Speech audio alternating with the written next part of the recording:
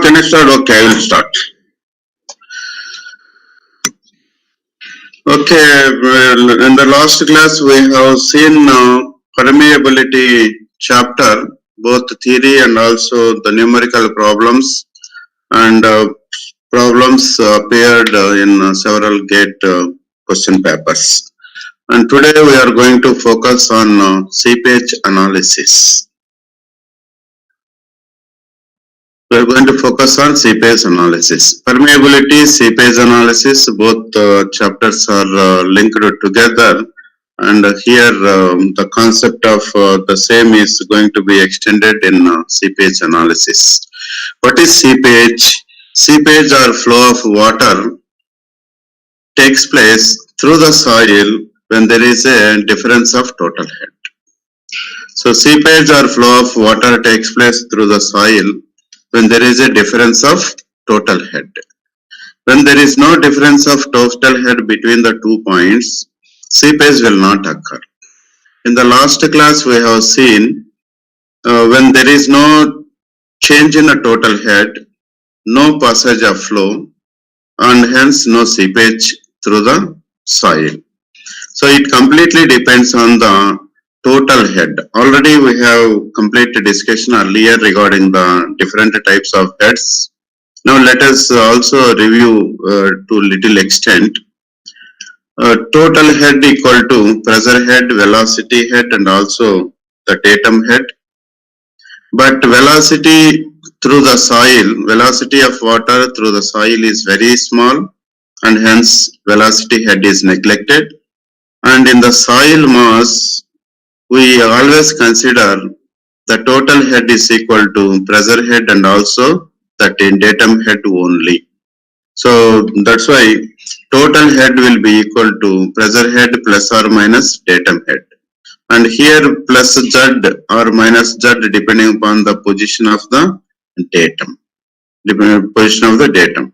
Flow takes place only due to the difference of total heads. Sometimes there may be difference of pressure head, there may be difference of datum head, but constant total head. In such cases, flow may not take place. And let us review one simple analysis. Last class, at the end of the permeability chapter, we had a discussion regarding this diagram. Yesterday, I did a small mistake. Please rectify that mistake here. Here, you know that here the water is at the top of the soil surface. Soil surface is of length L and cross-sectional area A. And of course, head difference between the upstream and downstream of water is total head H. H will be equal to H1 plus H2. In normal fluid mechanics, the computation of total head is velocity head, pressure head, and datum head. After computation of these three, we are going to calculate the total head for fluid flowing through the pipes. Whereas in case of soils, when the water is flowing through the soil, first we have to calculate the total head, then datum head, and finally pressure head. Because at the point A, you just look at point A, at the point A, At point A, you can look at here. This is the point in the soil. At this point, the pressure head means it is the height of the piezometric level. Height of the piezometric level. So the height in the piezometer is called here X. But initially, the value of the pressure head at A is not known. So this X value will be found only after calculating the total head at A and also datum head at A, because this point is lying on the soil. So when the point is lying in the soil, then pressure head you cannot calculate directly. So what you do is you can refer to that at point A, HA total head at A. HA means total head at A. So you know that water is passing from the soil from top of the sample to the bottom of the sample, and whatever the head available at top of the soil will lost at the bottom of the soil. The total head will lost through the soil from one point to the other point. What is the total head here? The total head in this figure is H1 plus H2. That is the difference of the water level on either side of the soil. So one side it is at the top and another side is it is at the bottom. The surfaces of the two reservoirs on either side is called the difference of head. So H is H1 plus H2. Now look at total head at A. Total head at A is nothing but head at B is total head, which is H. So you can uh, refer at the point B. At the point B, total head will be equal to sum of H1 and also H2. So before going for A, let us see at B. At B, because it is at the top of the soil and it is still in condition of water, we can go for computing the pressure head first, because pressure head at B means H1. That means at point B, if we insert piezometer, it is going to raise the water level for a height of H1. So that's why the pressure head at B will be equal to H1. Whereas datum head is H2. You can look at here, datum is red line and H2 is above. Datum head is H2.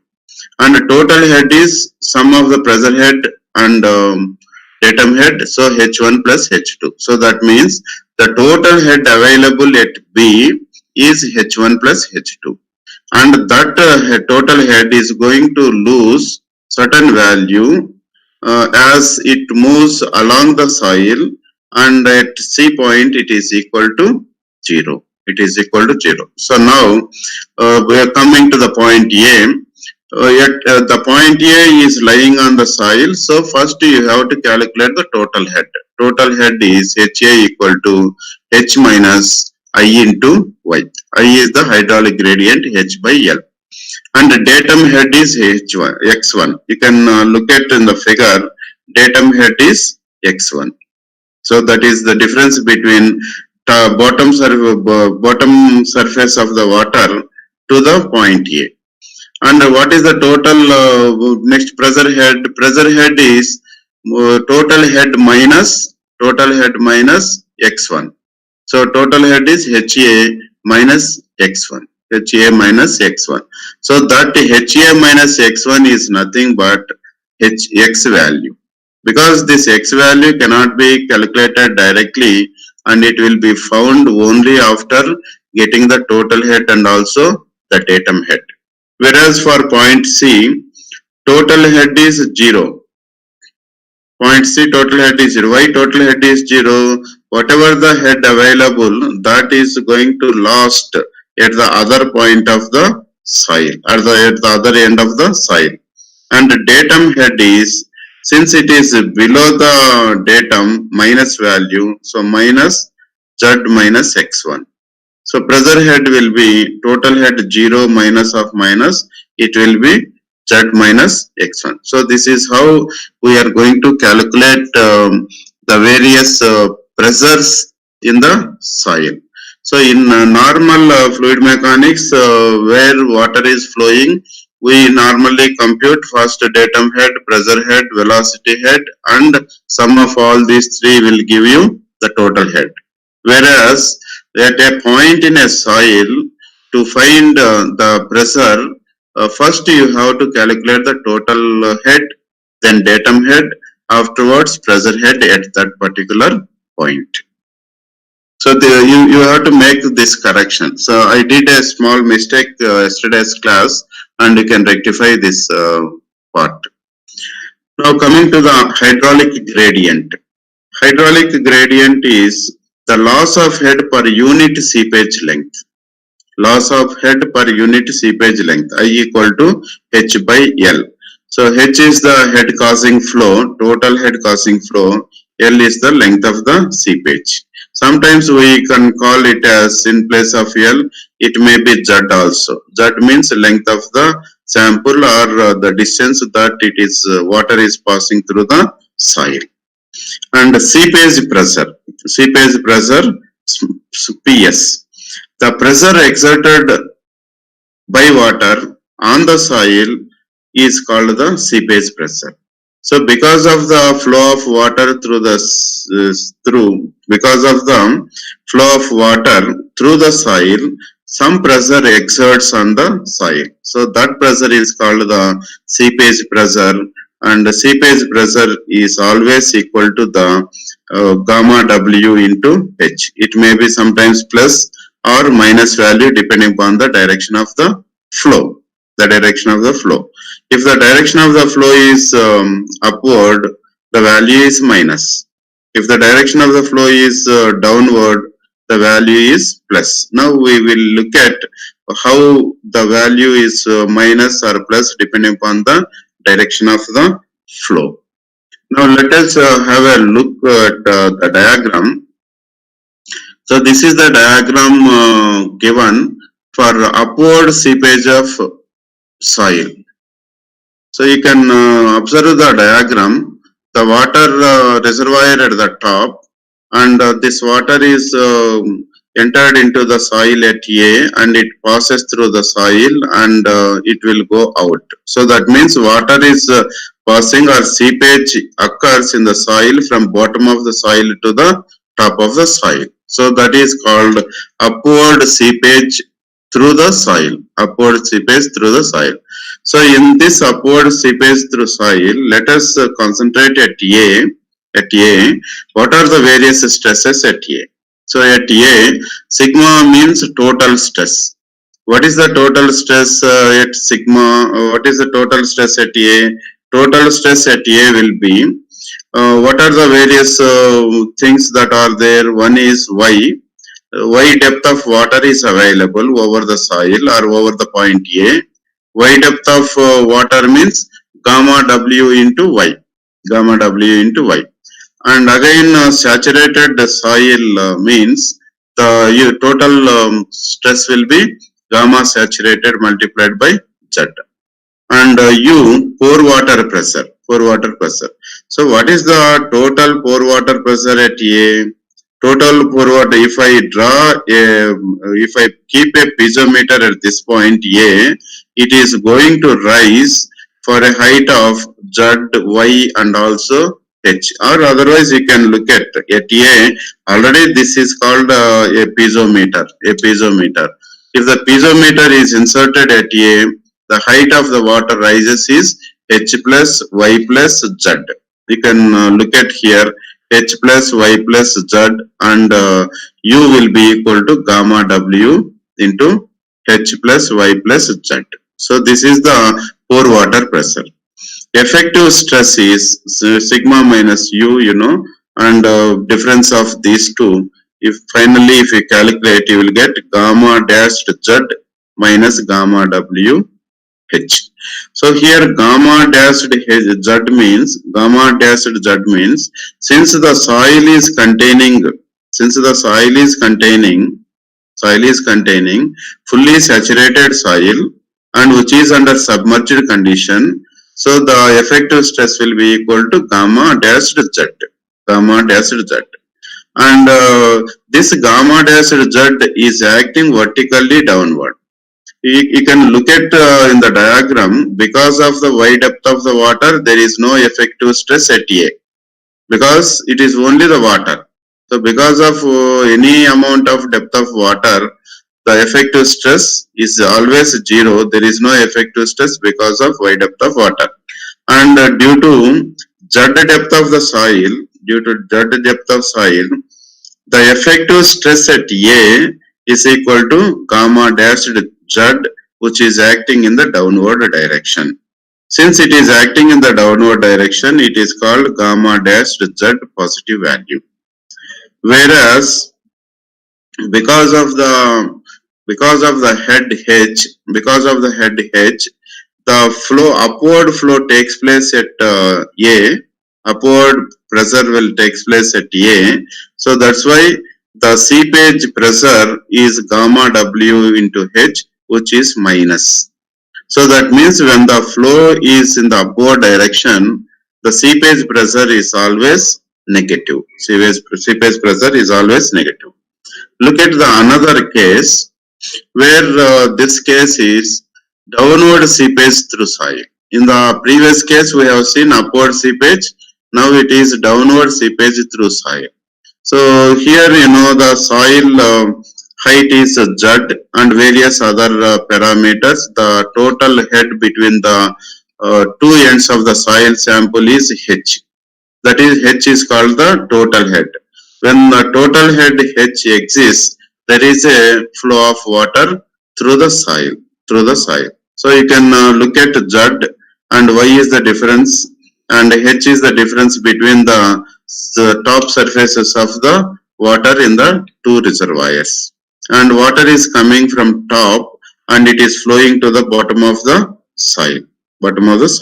So in this particular case, you can find out the final equation at bottom of the soil.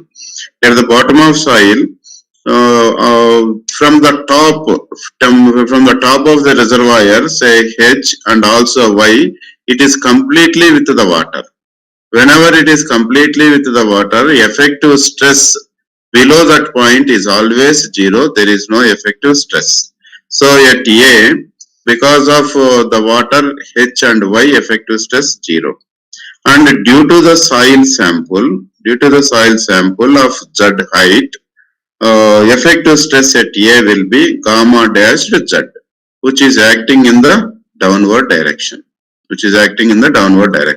So that's why sigma dash equal to gamma dash Z. You can look at here, gamma dash Z. And here seepage is also flowing from top to the bottom, and the head difference between the two reservoirs is H. So what is the seepage pressure? It is gamma W multiplied by H, which is plus sign, because it is moving in the downward direction. Or otherwise you can look at the total stress. Sigma total stress at A, what are the various stresses? One is due to H and Y, water pressure. What is that water pressure? Gamma W Y plus H, and gamma saturated Z. That is called the total pressure at A. And what is the pore water pressure? Pore water pressure, if I keep the piezometer at A, it is going to rise the water for a height of Z plus Y only. Even you can look at piezometer is kept at A and it is showing that the rise of water is up to Z and Y. So Z and Y.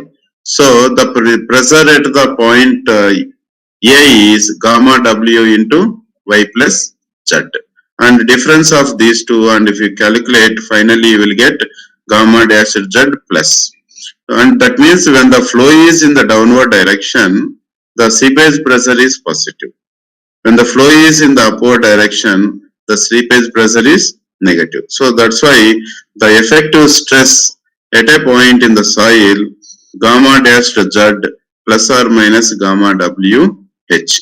So plus is for downward seepage, minus is for the upward seepage. Here seepage pressure PS is plus or minus gamma W into H. So it is now clear with the diagrams representing both upward and also downward movement of air through movement of water through the soil. Okay. So now look at this. Look at this. PS is the seepage pressure, which is gamma W multiplied by H. What is H? H is I into Z. Already we have seen in the previous line. I is equal to H by Z. I is equal to H by Z. So what is H? H is equal to I multiplied by Z. So substitute this value in the equation. So gamma W multiplied by I into Z. And you know all these parameters. Next, seepage force. Seepage force is the total force exerted on the soil. The total force exerted on the certain area of the soil is called the seepage force. So seepage pressure multiplied by area is the seepage force. So PS into A. Already PS is gamma WIZ multiplied by A.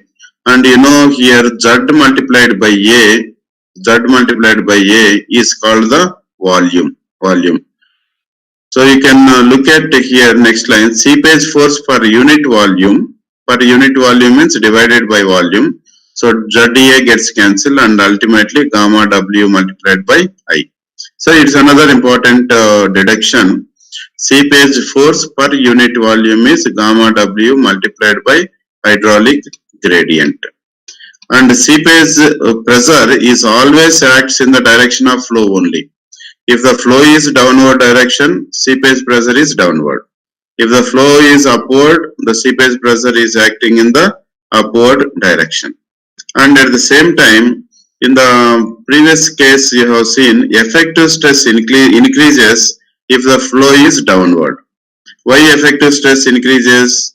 Effective stress increases because sigma dashed will be equal to gamma dashed Z plus gamma W H. So plus value indicates that effective stress is increases while flowing through the soil is in the downward direction. Similarly, effective stress decreases if the flow is in the upward direction. Then quicksand condition. Quicksand condition is a flow condition at which the effective stress is exactly equal to 0. Exactly equal to 0. So I'll draw a simple diagram. I'll draw the simple diagram here so that you can understood the meaning of it. You can understood the meaning of it. Say this is the. You can look at this is the soil. This is the soil. The height of the soil or thickness of the soil is equal to Z, and it is connected by means of a water tank. It is connected by means of water tank, and whatever the water that is coming out will be dispersed at that level, and you know that this is equal to H. So there is a tank, and through the tank the water is flowing. The water is flowing to the soil, through the soil, and excess water will goes out. So what is the pressure difference? Pressure difference will be the H value. H is the difference between the upper and lower levels of the surface of water. H, and this is Z. So at point A, at the bottom junction, what is the effective stress at A? Effective stress at A will be equal to, what is the effective stress at A? effective stress at A will be equal to 1 is because of the soil it is acting downward, so gamma dash multiplied by Z, which is acting in the downward direction. And you know that the seepage is flowing from bottom to top minus what is the seepage pressure? Gamma W multiplied by H. Gamma W multiplied by H. So effective stress at point A equal to gamma dash Z minus gamma W into H. And whenever this value is equal to 0, that means effective stress equal to 0, then that condition is called the quicksand condition. In such case, what is going to happen is the top surface here, the top surface of the soil boils. That means some particles will try to move away along with the water. So such a condition is called the quicksand condition. Quicksand condition occurs when the effective stress at the bottom of the soil sample is equal to 0. Zero. It is 0. So in that condition, boiling takes place, and water particles loses from its original soil, and these water particles will try to move from the soil. So that condition is called the quicksand or quick flow condition. In this particular case, when the quicksand condition occurs, what is going to happen? The total effective stress is 0. Total stress, effective stress 0 means it means that one first term is effective stress because of the soil. The second term is seepage pressure. So quicksand condition occurs when effective stress in the soil is equal to the seepage pressure. Seepage pressure. So you can look at there the gamma dashed. You can look at here.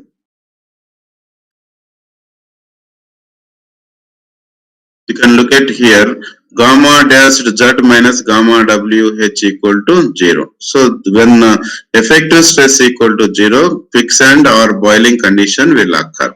So in this case, seepage pressure will always be H into gamma W only. Effective pressure is gamma dash Z. So when effective pressure is equal to seepage pressure, quicksand condition occurs.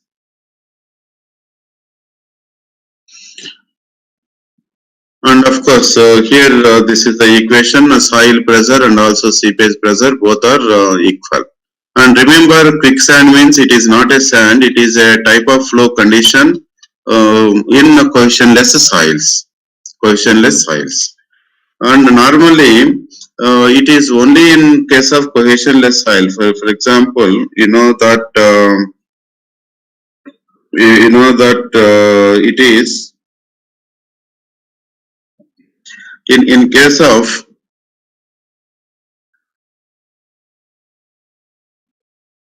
you know that tau will be equal to C plus sigma dash tan phi. So this is the shear stress equation, and prime is for the effective values.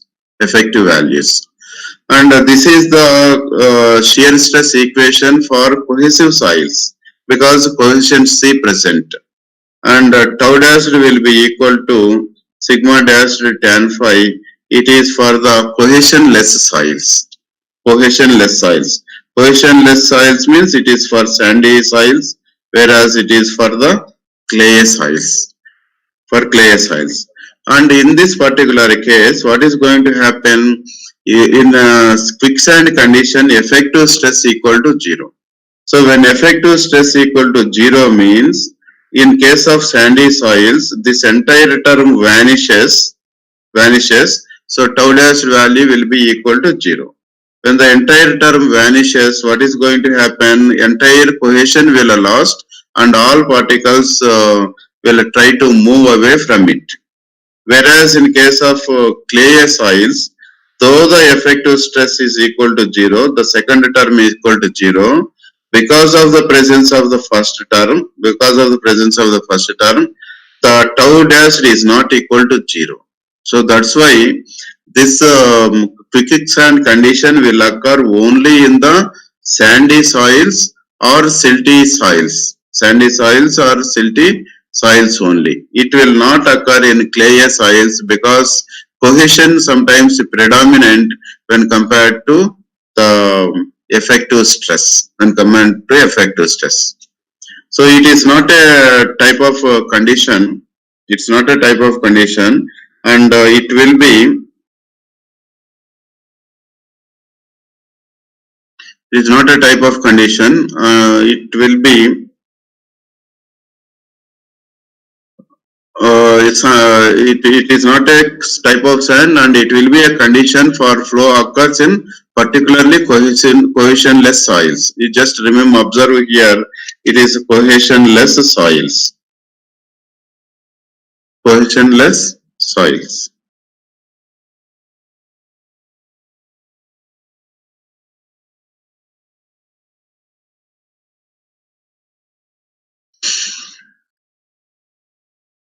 Okay, and you can observe the last line. Quicksand condition does not occur in clayey soils. It will occur only.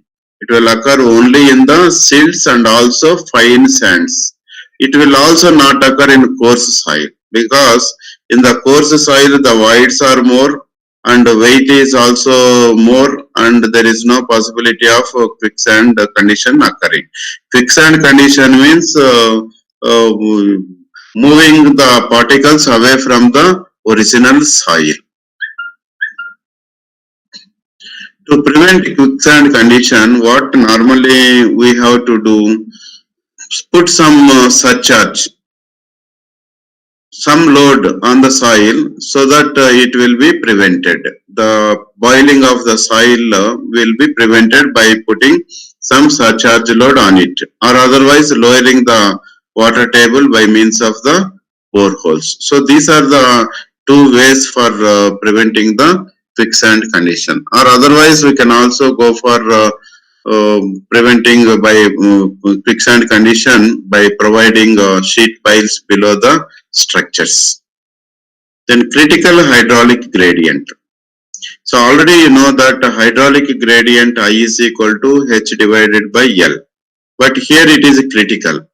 Critical hydraulic gradient means it is the hydraulic gradient at which the quicksand condition occurs. At the time of quicksand condition, the available gradient, hydraulic gradient is called the critical hydraulic gradients. That means some of the soil particles at the top will get eroded. So at the time of start of the erosion of the soil, then the hydraulic gradient is called the critical hydraulic gradient line.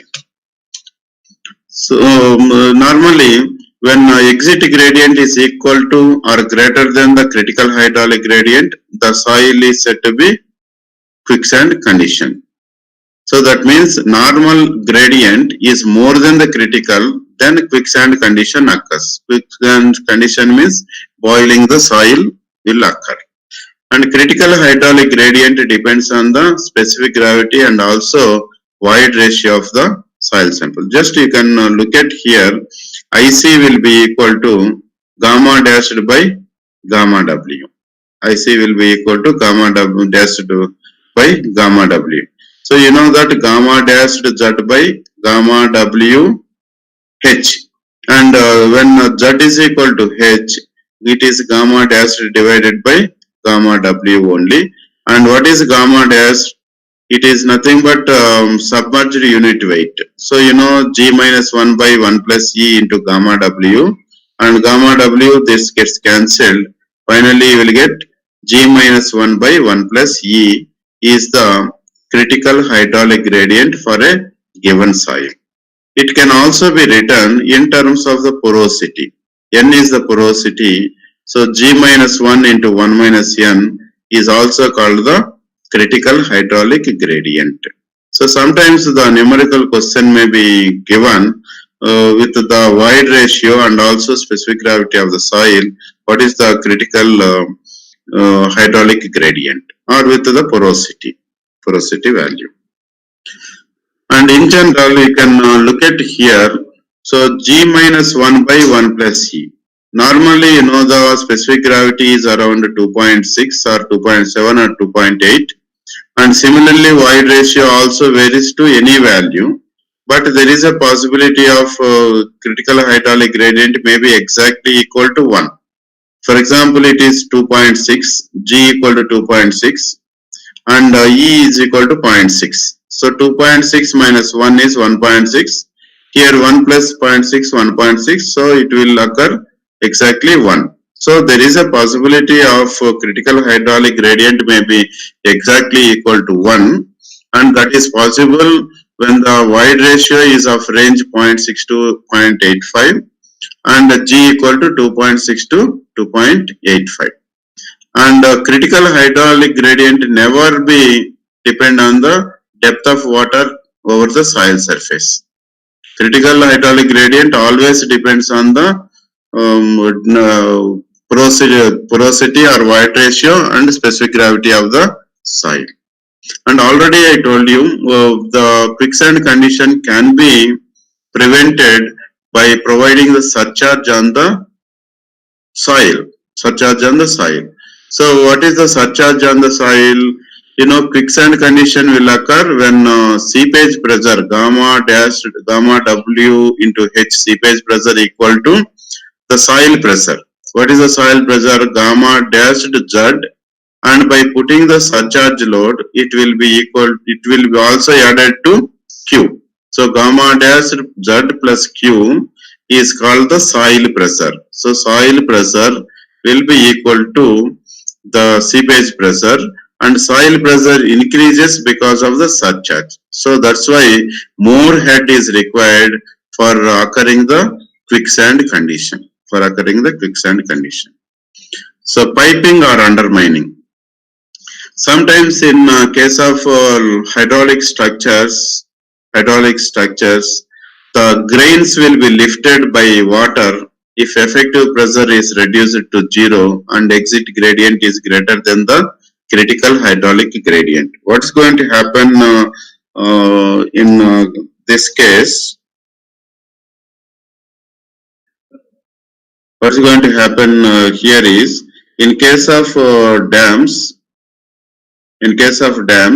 the water will pass through like this, and if the critical gradient, actual gradient is more than the critical gradient, what is going to happen is the downstream surface the downstream surface soil particles will try to move away. That is possible because of the quicksand condition. So once this top particles eroded, and there is a possibility of erosion of the particles from downstream to its upstream end, and it is in the form of a pipe shape connecting all the voids. So this phenomena is called the piping or undermining. Piping or undermining. You can look at in the figure.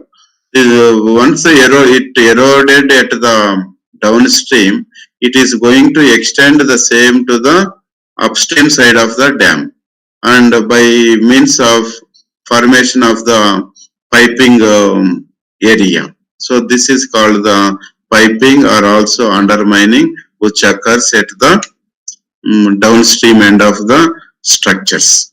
And it is always required to prevent such type of things. To prevent such type of things, what we do, if we provide a vertical cutoff pile or sheet pile at the upstream end, then water has to pass through like this. Or even if we provide another cutoff wall at the downstream, the water has to take the long way. And I will be equal to H divided by L. When L is more, length is more, then I value will become less, and it is a possibility of preventing the erosion of the particles on the downstream side. So that is one possibility by providing sufficient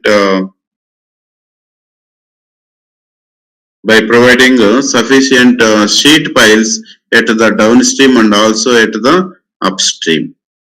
And sometimes what we do is Not only this type of piles, we can also provide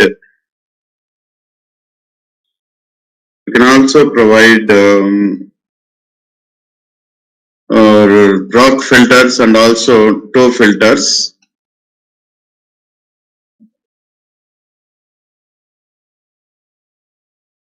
You can also provide rock filter and also toe filter at the downstream so that it will be prevented. Erosion of the soil will be prevented by providing the rock filters at the bottom of the downstream of the structures. Next one.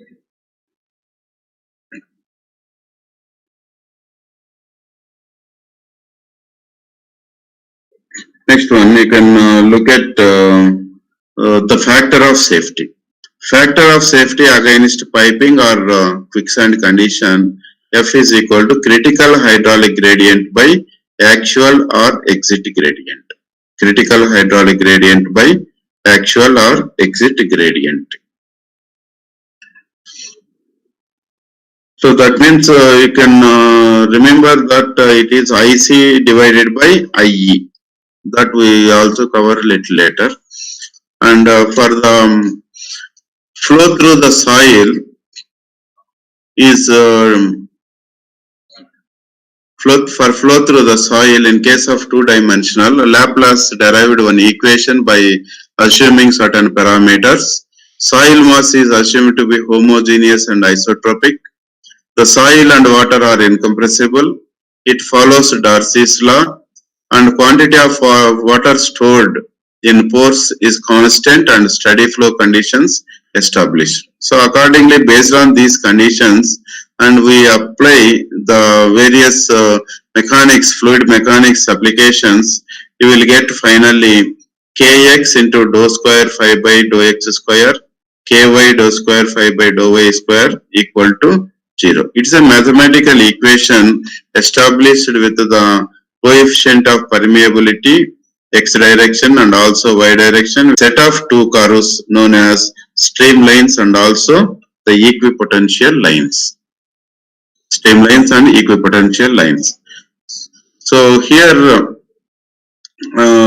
there are two different lines, two different lines in case of flow through the soil. One is equipotential line and also the flow line. So let us look at this diagram. Look at this diagram. It's a concrete dam, upstream side and downstream side. Difference of water level between upstream and downstream equal to H. And the water normally will move from upper side to upside to the downstream side. So upside to the downstream, these lines are called the flow line. So it is flow line 1, then flow line 2, flow line 3, like that. Any number of lines may be passing through like this. You can also draw one more line depending upon the parameters that we consider. So these are called the flow lines. Flow lines. That means the flow takes place along the line from upstream side to the downstream side. Upstream side to the downstream side. Excuse me, a minute please, 1 minute please.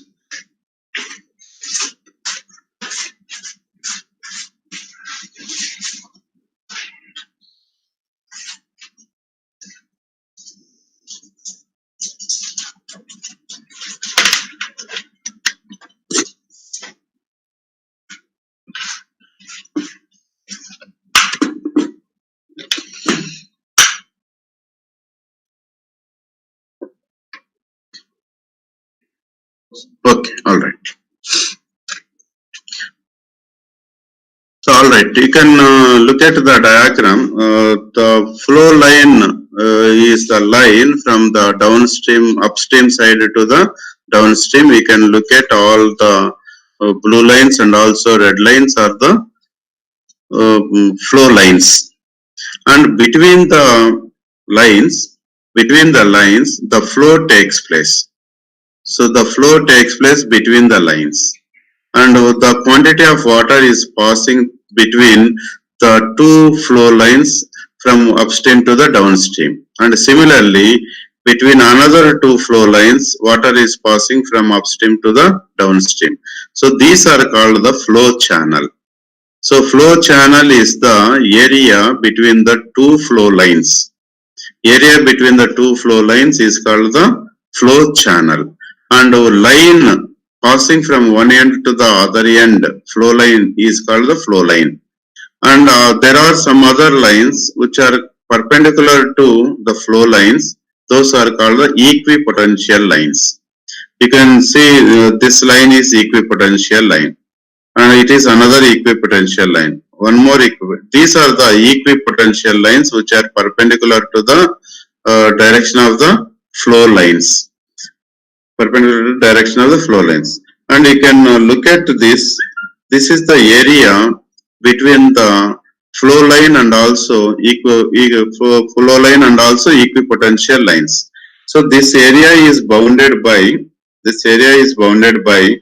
two flow lines and also two equipotential lines. Two flow lines and also two equipotential lines. We can call it as delta L. Delta L is the length between the length between the equipotential lines. Length of flow line between the two equipotential lines. This is one equipotential. It's another equipotential, and the distance between these two is called the delta L. Whereas we can call it as delta B. Delta B is the flow channel width. We can call it as flow channel width. Width of the flow channel is delta B, and length of the flow channel between the two equipotential lines is called the delta L. So the various lines of flow lines and also equipotential lines constitute together is called the flow net. Now look at the point. Then look at this. Flow net is the flow of water through a soil, can be represented by means of a flow net, which is a curvilinear, a set of flow lines intersected by a set of equipotential lines. Now see the definition. Flow line is the line along which flow takes place. So this line will start from the upstream side and ends with the downstream side. Water flows from points of high head to the low head. Flow lines are also called the streamlines. In fluid mechanics, we are using popularly the streamlines or stream function, etc. And all those parameters are valid here also. So these are the flow lines and also equipotential lines. Now, what is going to happen in this is along the flow line, the loss of head will be there. At the beginning of the flow line, the head occurred will be high, H. You can call it as H. And after passing through one, it is H minus delta L. H minus delta H. And after passing another one, head will be equal to H minus 2 times of delta H. Then H minus 3H. Like that, the head is decreasing and the head at the downstream end of the floor is equal to 0. Downstream end of the floor equal to 0. And similarly, all these lines, perpendicular lines, are called equipotential lines. Equipotential lines means the head at each and every point of the equipotential line is same. Head. If I keep piezometer at different places, you can look at here. This is the piezometer kept on the flow line, on the equipotential line, and it is also another piezometer kept here. Both are having the same level of water. That means both are having same level of water. So the pressure head along the equipotential line is same. Pressure head along the equipotential line is same. And if I draw one more line here, so this is called the piezometer provided at the second line, and head will be less. The difference of these two is called the delta H. Delta H is the difference of the head from one equipotential line to the other equipotential line. So as equipotential line crosses one by one, delta H head decreases continuously, and it will be equal to 0 at the other extreme end. Okay, equipotential lines are the lines joining the points of equal total head or equal total potential. And if piezometers are inserted into the soil at different points along an equipotential, the same elevation already you have seen. Then flow channel means it is a area between the two flow lines, or path between the two flow lines is called the flow path or flow channel. And field is the space between two adjacent flow lines and also two adjacent equipotential lines already have seen. Then various characteristics of flow net. Flow lines and equipotential lines both are orthogonal. Though the lines are for computing the quantity of seepage passing through it, or what is the seepage quantity.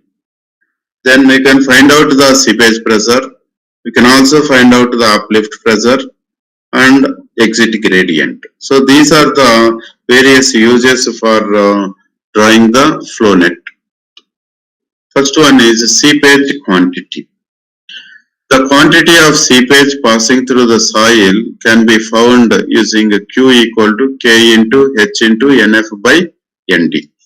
So in general, this is the line, or this is the equation for the square channel, for the squares.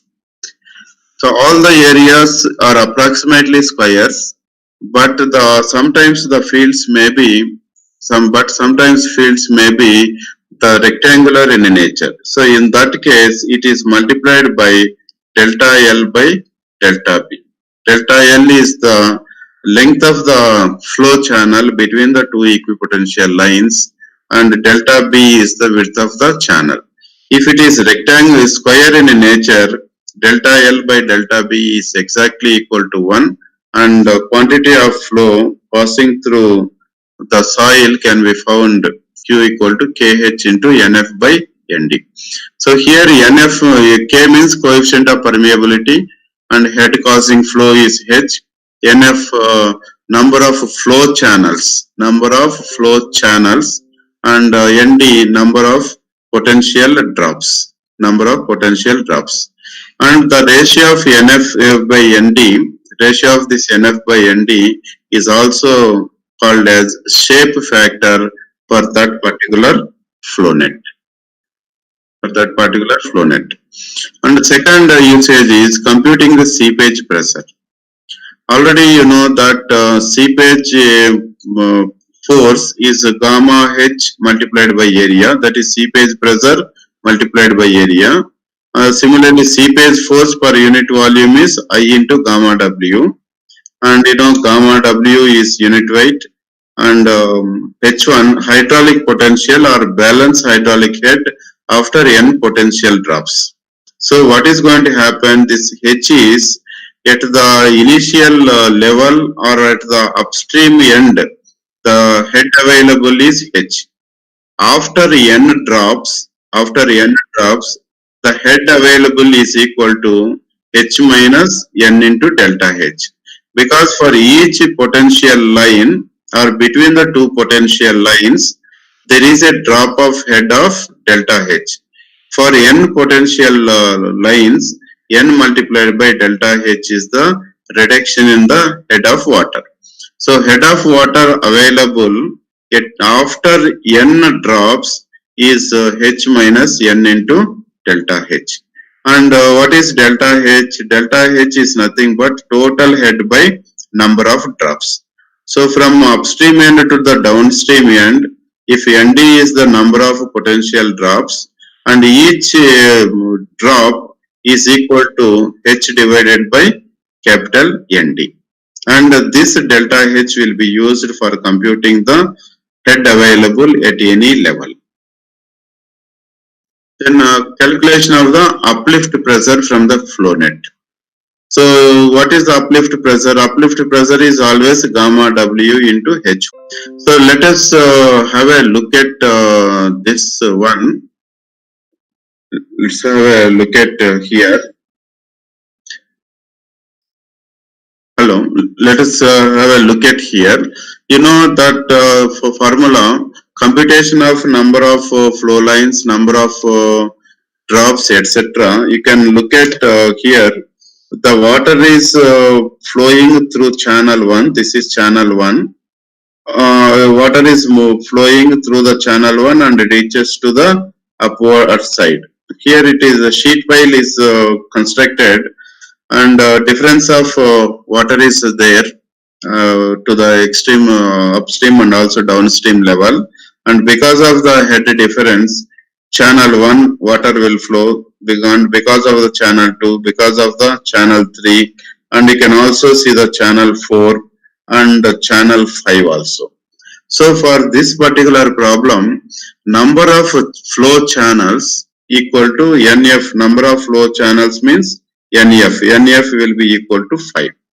So sometimes number of flow channels, number of potential drops are to be found from the diagram. So you can see how many number of channels are there for passing water from upstream side to the downstream side. So 1, 2, 3, 4, 5. And after 5 it is completely impervious and there is no possibility of flow. You can look at along the 4, this is the water direction of the water movement, that we can call it as a channel. So like that we have channels for this particular problem, 5 channels, so you call it as N5, NF is equal to 5. Similarly, number of potential drops. How many drops are there in this particular flow net? So you can look at here. You can look at here, it is written from downstream, or otherwise I will write here. You can see this is 1, it is 2, 3, 4, 5, 6, 7, 8, 9, 10, 11 and also 12.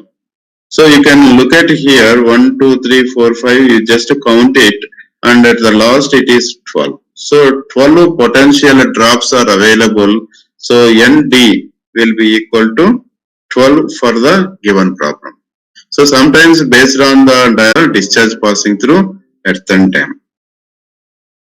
And sometimes the seepage may be in anisotropic soils. You can look at this diagram. This is the junction where on one side of it will be one type of soil, another side is another type of soil. So soil is having a coefficient of permeability K1 and the direction of the flow is some horizontal. These are the flow lines, and after the junction the flow takes place in a different manner, and you can see this is the direction of the flow. This is the direction of the flow for this. So this is called soil 1 and it is soil 2. So sometimes the flow can also be takes place from soil 1 to soil 2. And this is the intersecting line between the soil 1 and also the soil 2. Interface or intersecting line between the two. And now 12 meters below the ground level with a saturated weight of 17.6 kilonewton per meter cube. So you can look at 12 meters clay is available, and the unit weight of it will be 17.6 kilonewton per meter cube. Was underlain by sand stratum. So below that clay there is a sand stratum. So where the water is available normally. So in the clay area, no water is available. Sometimes it may be in moist condition, but water may not be taken out from the clay layer of soil. But in sandy layer, all the pores are filled with the water, and water table is always exists in the sand layer. So below it, it is a sand stratum. An excavation is carried out in a clay, and when the depth of excavation is reached 6.4 meters, the bottom of the pit started rising, cracked, and a mixture of soil and water was flowing out of the cracks. So, what's going to happen here when a part of the soil is digged? When the part of the soil is digged, and at the time where the digging reached 6.4 meters, the time where 6.4 meters reached, 6.4 meters reached. At this stage, what is going to happen is, at this stage, what is going to happen is,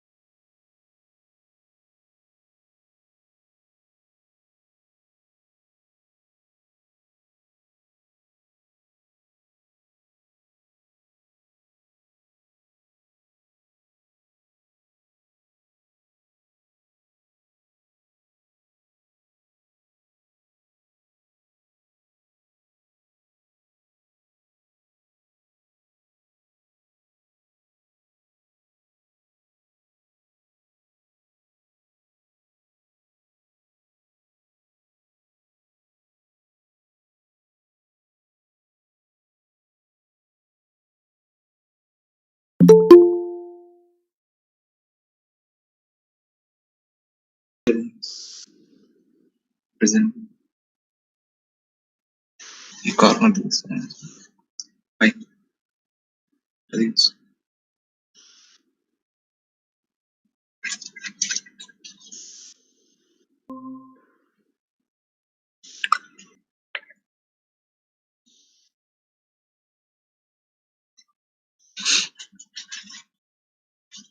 Ability 1 into 10 power minus 3 centimeter per second with wide ratio 0.75, 0.7 and specific gravity 2.7. So you can see the data D10, L 15 centimeter, K wide ratio, specific gravity all are given. If water is made to flow through soil sample in direction and the rate of discharge is 0.05 ml per second, the effective stress at the middle of the sample is.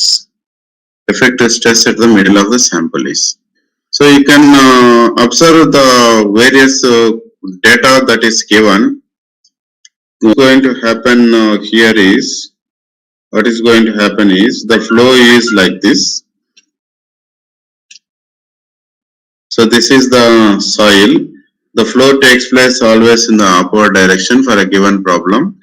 And basing on this, Q equal to KIA and I is equal to Q by Ka, everything is known. You can find equal to gamma dash Z minus C phase pressure, which is gamma dash Z minus IZ gamma W. But in this gamma dash is not known. Gamma dash is not known.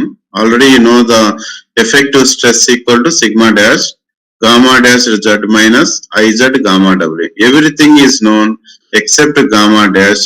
Find out the gamma dash value using the formula G minus 1 by 1 plus E gamma W.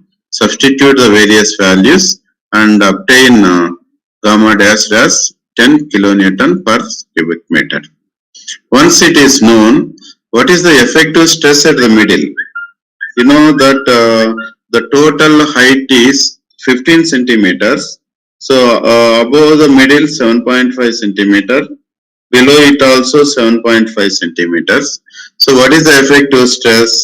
Effective stress at the middle means it is gamma dashed multiplied by H or gamma dashed multiplied by Z. What is Z value? Z is nothing but 0.075 because that is 75 centimeters.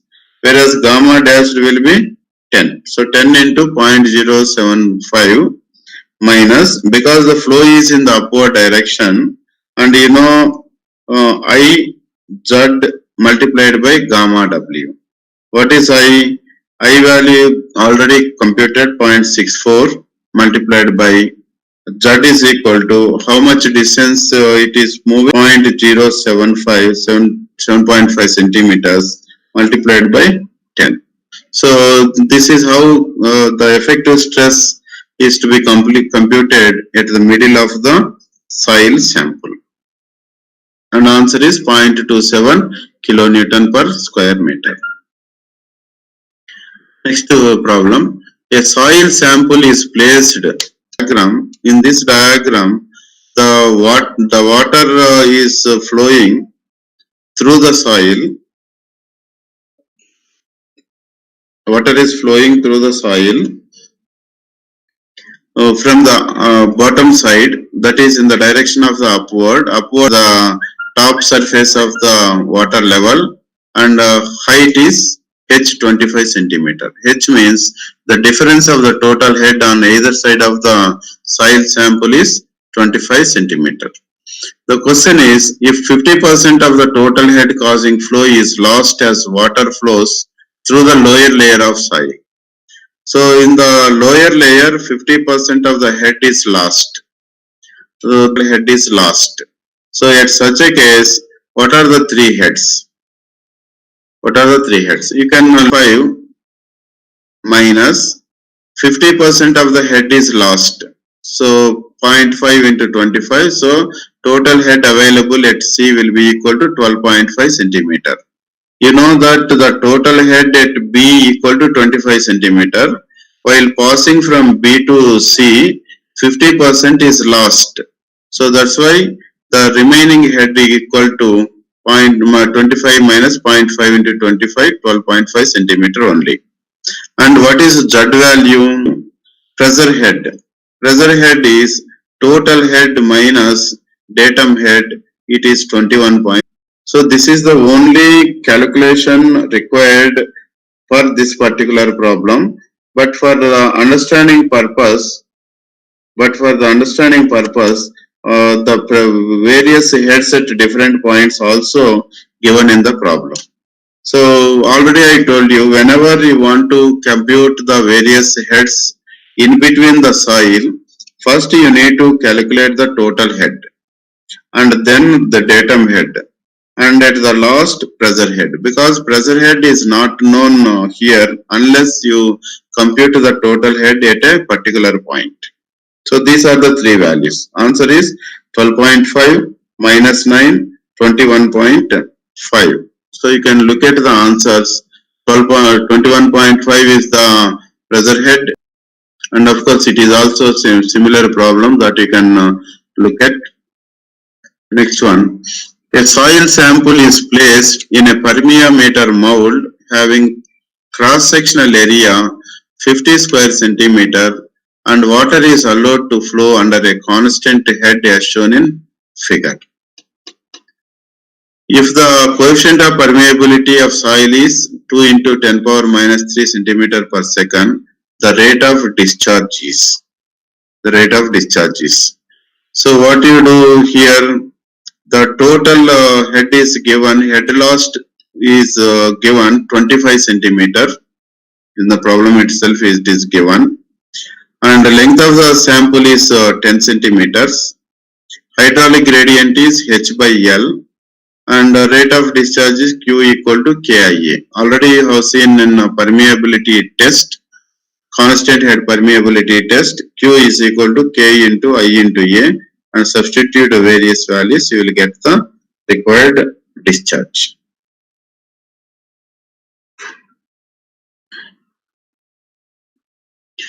Okay.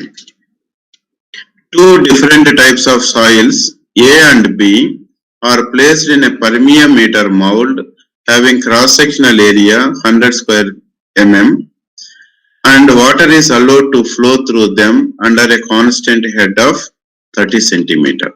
So cross-sectional area 100 square centimeter, boundary gravity for two soils given. For soil A, G and E, and of course for equal to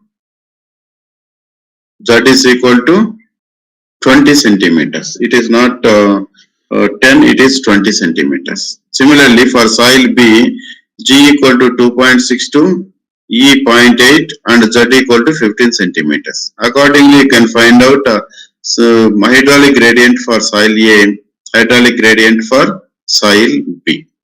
And if it is found that 60% of the total head causing flow is lost during flow through the soil A. So there are two samples. By passing water through the soil, 60% of the total head is lost and remaining 40% of the head is lost through the soil B. In such a case, the total head either of the soil will be under quicksand condition is. Total head under quicksand condition is. You can look at the see head lost in soil A. Already you know IA value which is 1.1. Z is 20 centimeters, which is equal to 0.6 H. What is this 0.6 H? 60% of the head is lost in soil A. 60% of the head is lost in soil A. It will boil or quicksand condition will occur in soil A. And in case of soil B, head lost in soil B is IB into Z, which is 40% of the total head. Already 60% is through soil A, remaining 40% is through soil B, and equate these two, you will get 33.75. That means when the height of total head or difference of the total head is 33.75 centimeter, then soil B will have quicksand condition soil B, one of the two soils will be under quicksand condition. So the answer is 33.75 centimeters. Next one, flow takes flows through a non-homogeneous deposit from zone A to zone B. The coefficient of permeability of zone A is 1 into 10 power minus 6 and that of zone B is 4 into 10 power minus 6 meter per second. If the angle of incidence is 30 degrees, then the angle of incidence or angle of deflection with respect to normal to the interface is. So for one soil, coefficient of permeability K1, alpha 1 is 30. For another soil, K is 4 into 10 power minus 6. And what is the value of alpha? It's a very simple formula that you know, tan alpha 1 by tan alpha 2 equal to K1 by K2. And here knowing alpha 1, K1, K2, you can find out alpha 2 value. So next one, a dam is located over anisotropic soil having coefficient of permeability 8 into 10 power minus 6 in horizontal direction and 2 into 10 power minus 6 in vertical direction. That means Kx is 8 into 10 power 6, Ky is 2 into 10 power minus 6. So Kx, Ky given. The flow net drawn has 6 number of flow channels. So NF is 6. Now NF means number of flow channels is 6 and 12 numbers of equipotential drops. So number of equipotential drops ND equal to 12.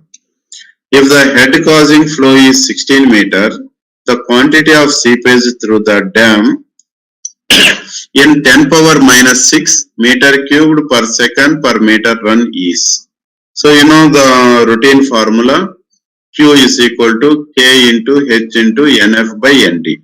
Since the soil is anisotropic, the equivalent value of K is K root of Kx multiplied by Ky.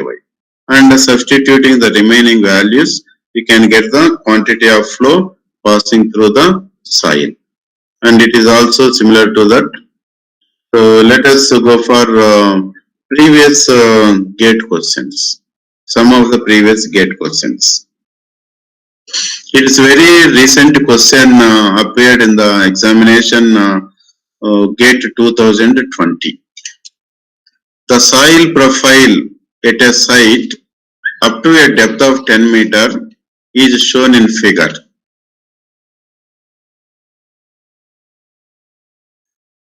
Shown in figure. Figure is not available. Okay. The soil is preloaded with a there is a surcharge of 70 kilonewton per square meter. 70 kilonewton per square meter at the ground level. The water table is at a depth of 3 meter below the ground level. So this is the groundwater table. The soil unit weight of the respective layers is shown in figure. So here the question is effective stress is 4 meters. Is 4 meters.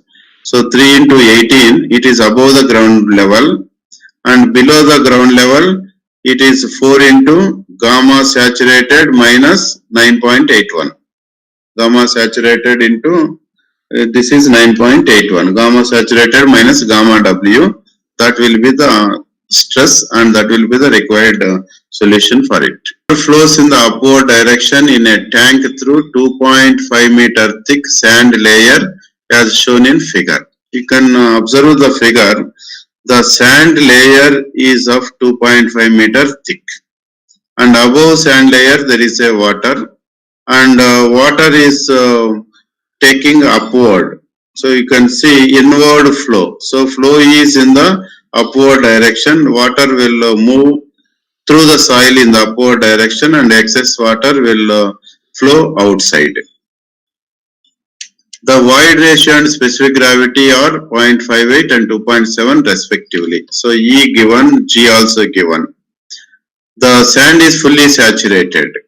The unit weight of water gamma W equal to 10 kilonewton per meter cube.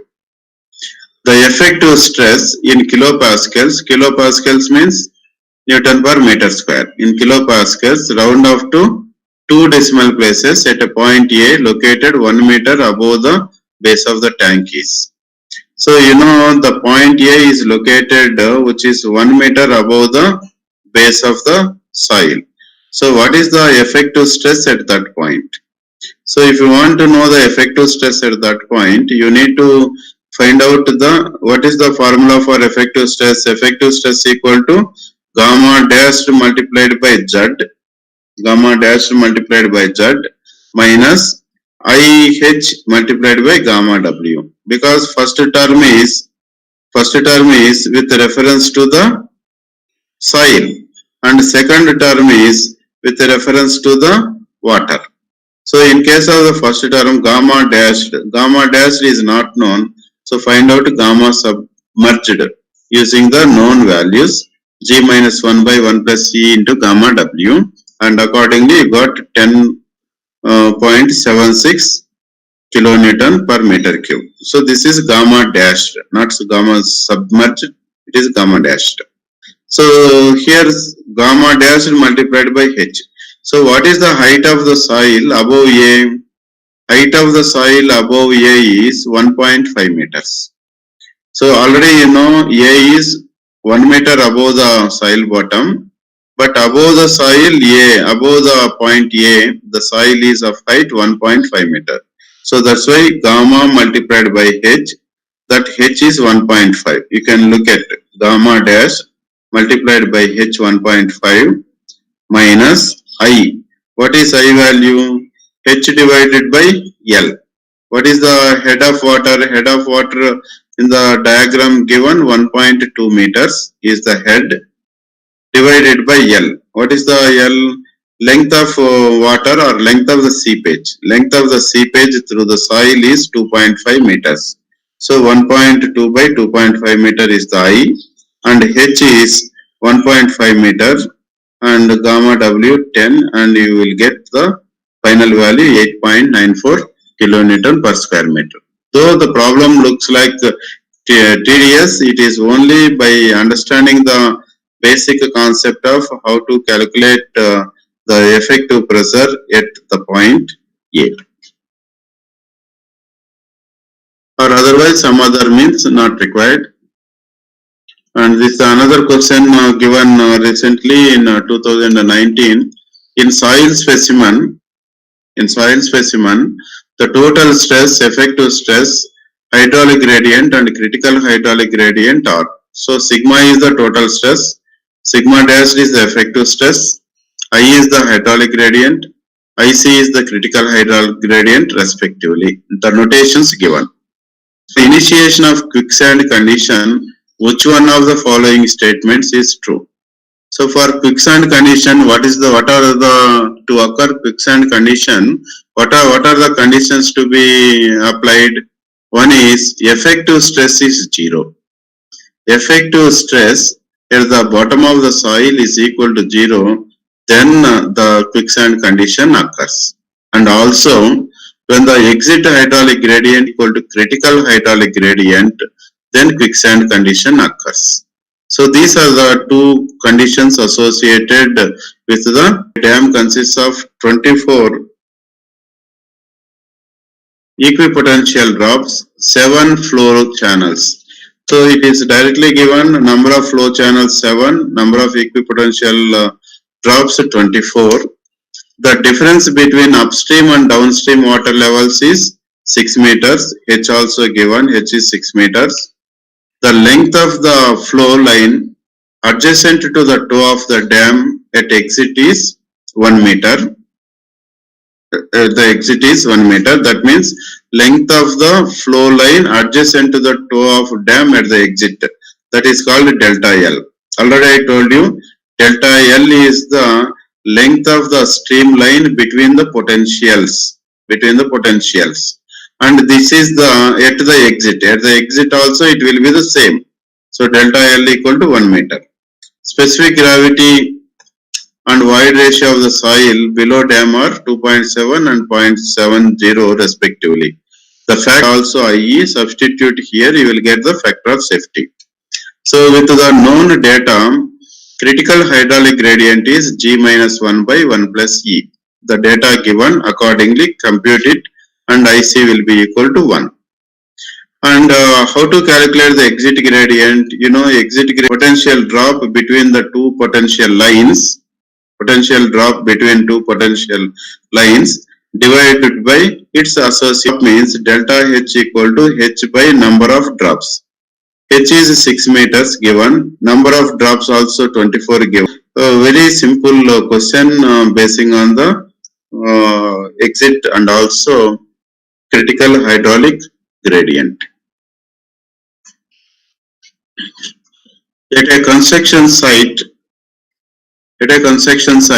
a contractor plans to make an excavation as shown in the figure.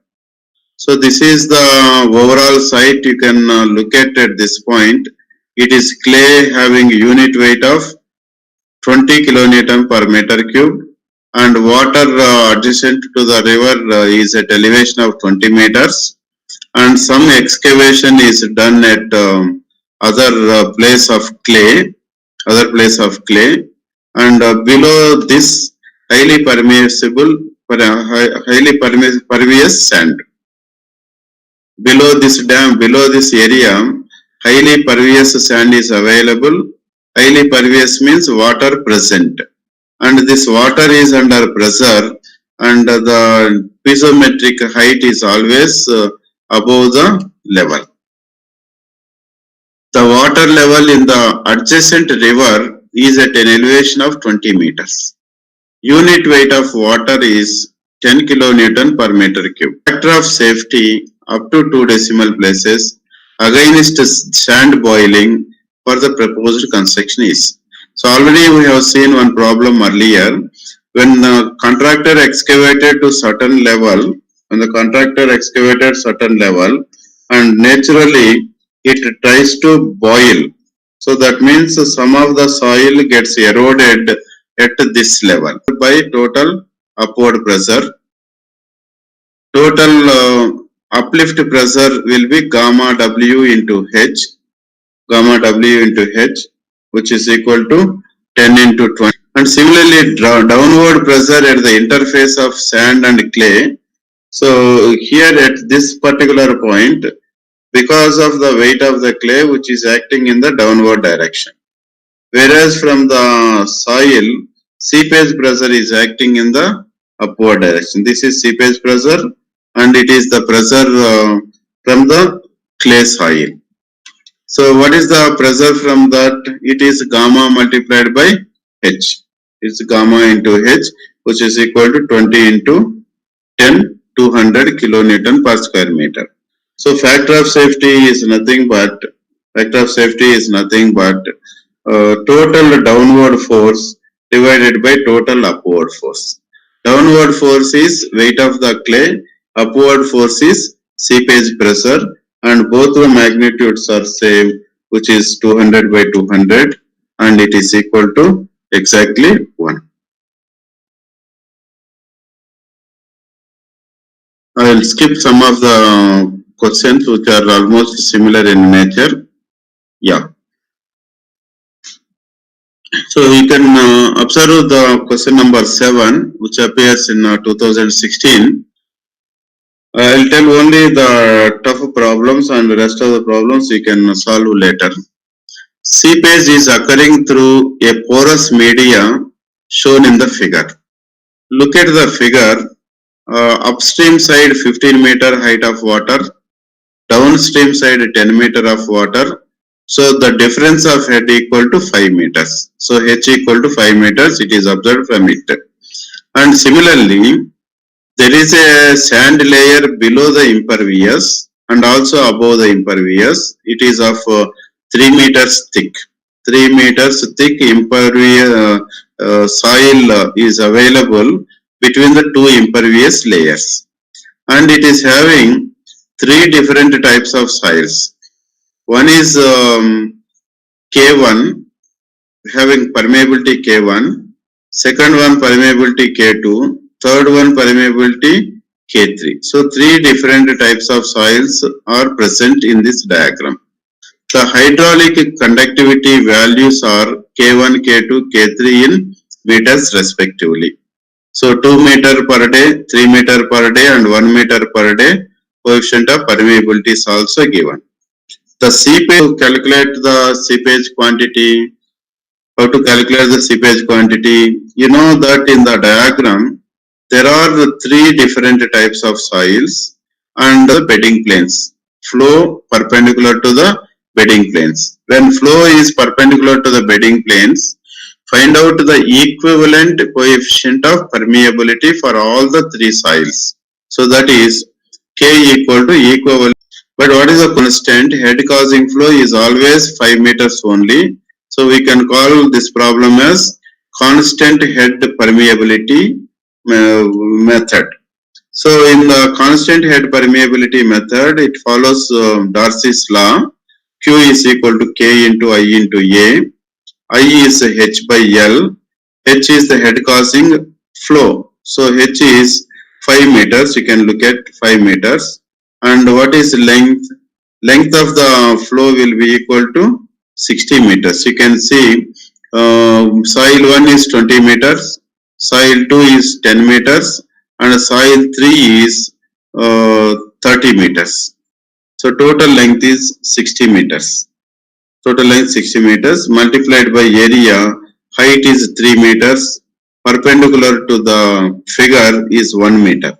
So that is per meter width. So finally you got 0.5 cubic meter per day per meter.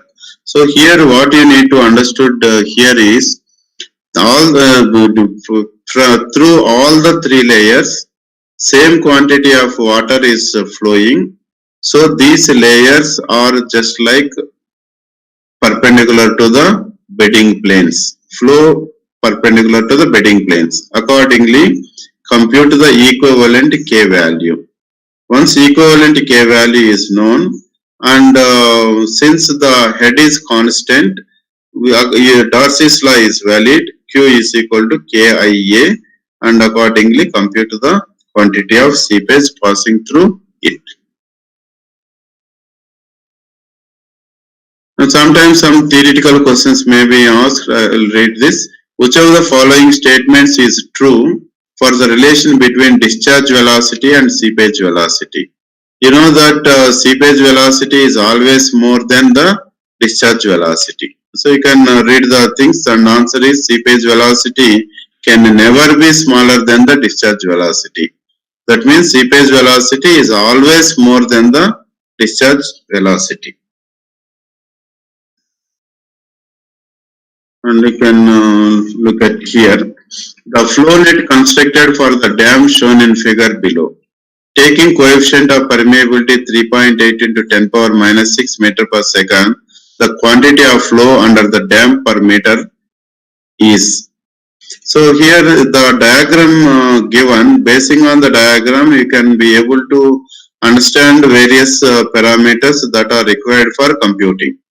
K given 3.8 in 10 power minus 6, and head of water causing flow, one side it is 6.3 meters, and of course other side is 0. If when compared to the downstream side, the height of water on the upstream side is 6.5 meters.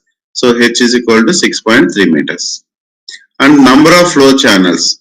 From this diagram, you can look at how many number of flow channels are available. You can look at number of flow channels. This is one channel, second channel, and third channel. Only the three channels are available for passing water from upstream to the downstream. So that's why NF is equal to 3. NF equal to 3. Number of equipotential drops. So how many drops are there along the length and towards downward direction? This is 1, 2, 3, 4, 5, 6, 7, 8, 9 and 10. So the total number of drops are 10. So you can write ND will be equal to Nd will be equal to 10. So these values, head causing flow, number of flow channels, number of potential drops are to be observed from the diagram. Once you know these values, quantity of flow under the dam Q equal to KHNF by ND, substitute the values and get the discharge through the below the dam, discharge through the soil below the dam. It's also similar, and of course here okay, I'll also deal with this. The total flow net around the sheet pile wall is shown in the sketch. The properties of the soil are permeability coefficient, specific gravity, void ratio. The sheet pile wall and the bottom of the soil are impermeable. The factor of safety against occurrence of piping failure is, against the piping failure means F is equal to critical hydraulic gradient divided by exit hydraulic gradient. You know that IC divided by IE. So what are the things that you require? Exit gradient, you know the formula. Exit gradient, you know the formula. What is that formula? Exit gradient or critical gradient. Critical gradient is G minus 1 by 1 plus E. This is the formula that you know. You can compute critical gradient equal to 2.7 minus 1 by 1 plus 0.85 critical gradient. And now exit gradient you need to found. What is it? Exit gradient H by L. H by L is the exit gradient. You can see here delta IE equal to delta H by delta L or otherwise H by L. But you do not know what is total length of the path, and H is known. Here you can look at here 3 meters given means 3 meters is the distance between these two flow lines. Distance between these two flow lines is given as 3 meters. You can look at 3 meters given. So that means length of the flow given as delta L equal to 3 meters. And what is delta H? Delta H is total head causing flow from the diagram. Upstream side 10 meter, downstream 1.5. Difference of this head is 8.5 meters. So H is 8.5 and a number of drops.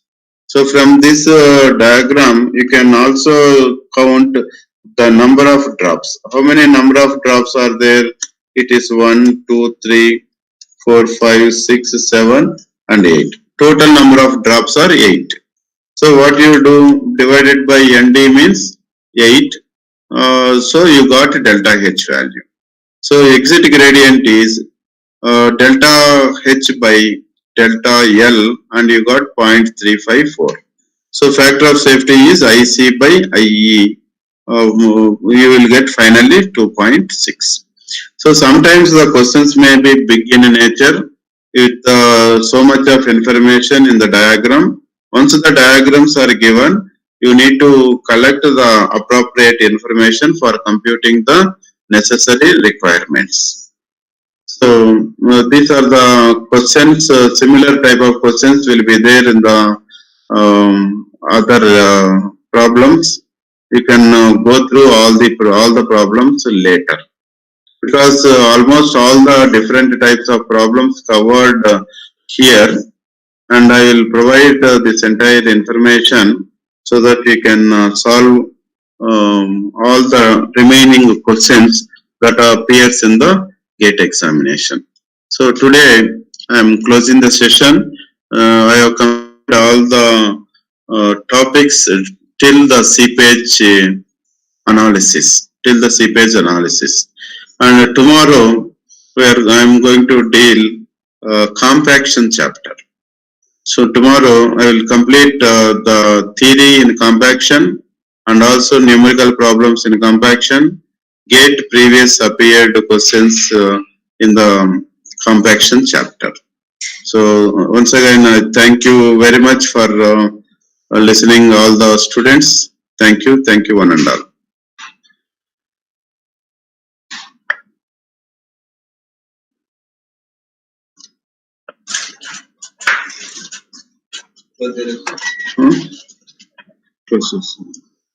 Hello, close చేస్తున్నానండి.